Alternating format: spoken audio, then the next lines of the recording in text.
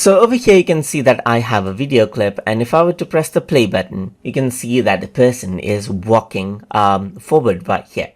But if you want to go ahead and then make this video reverse, that means if you want to go around and change out make this video backwards, then what you can do is you can right click on this particular video, and then you can go around under edit, and you can see that reverse is an option right here.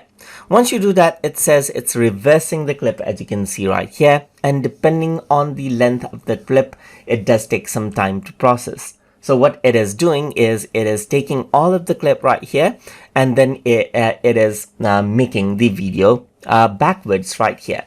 So if I were to go around onto the beginning, now you can see that the person starts to see start backwards right here, just like this. And so instead of going forward, you can see that the person goes backwards right here, just like this. And that is how you can go around and make a video reverse, and you can go to edit and click on reverse again if you want it as original, just like this, when the person is walking forward. So that is how you can reverse out videos inside of CapCut desktop editor. So I hope you guys learned something as always.